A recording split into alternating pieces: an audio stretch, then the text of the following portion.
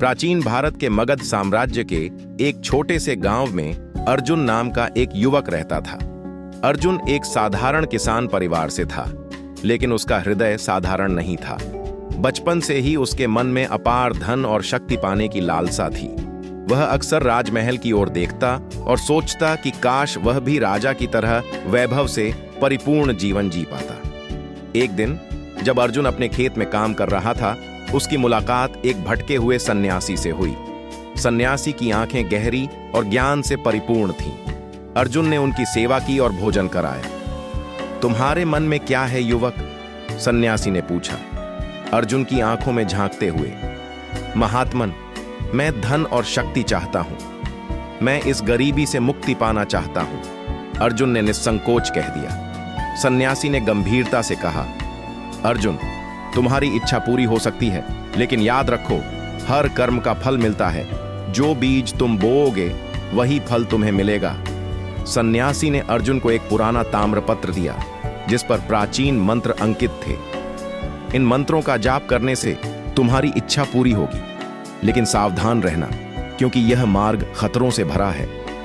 अर्जुन ने उत्साहपूर्वक उस ताम्रपत्र को स्वीकार किया और उस रात से ही मंत्रों का जाप शुरू कर दिया।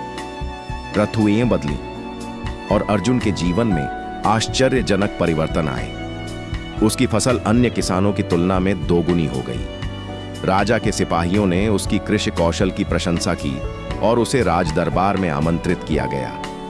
राजदरबार में अर्जुन की बुद्धिमत्ता ने राजा को प्रभावित किया। धीरे धीरे वह राजा का विश्वास पात्र बन गया और एक उच्च पद पर नियुक्त किया गया। अब वह अपने गांव के साधारण किसानों से बहुत ऊपर उठ चुका था। शक्ति और धन के नशे में अर्जुन अहंकारी और निर्दयी हो गया। वह अपने गांव के लोगों को कम करके आंकने लगा। उसने अपनी शक्ति का दुरुपयोग किया, किसानों से अधिक कर वसूला, न्याय के नाम पर अन्याय किया और अपने स्वार्थ के लिए निर्दोष लोगों को दंडित किया। एक दिन एक वृद्ध भिखारी अर्जुन के महल के द्वार पर आया। दया करो प्रभु, वृद्ध ने कहा। अर्जुन ने उसे तिरस्कार पूर्वक देखा और अपने सैनिकों को आदेश दिया कि उसे वहां से हटा दें। जैसे ही सैनिक उस भिखारी को खींचकर ले जाने लगे, वृद्ध की आंखें अचानक जागृत हो गईं।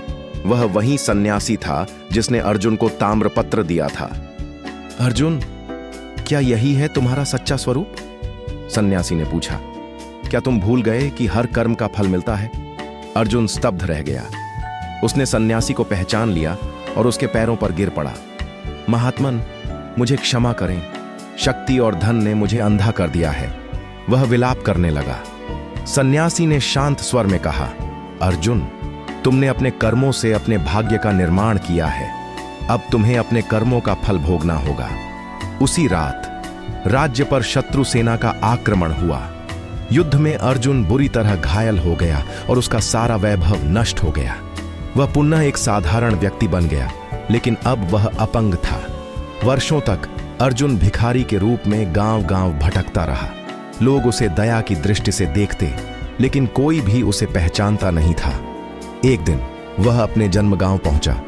वहां उसने एक युवक को कठिन परिश्रम करते देखा, वही परिश्रम जो कभी वह करता था। अर्जुन ने उस युवक से भोजन मांगा। युवक ने उदारता से उसे भोजन दिया और उसकी सेवा की। तुम्हारा हृदय दयालु है युवक, अर्जुन ने कहा। क्या तुम जानते हो, कभी मैं भी तुम्हारी तरह था। युवक ने अर्जुन की कहानी सुनी और उससे बहुत कुछ सीखा। मैं धन और शक्ति पाना चाहता हूं, लेकिन मैं अपने कर्तव्य और धर्म को नहीं भूलूंगा, युवक ने कहा। अर्जुन ने उसे आशीर्वाद दिया और उस रात अपनी आंखें बंद कर ली। उसकी आत्मा ने अंततः शांति पा ली थी, क्योंकि उसने युवक को जीवन का सबसे महत्वपूर्ण पाठ सिखा दिया था, कर्म का चक्र।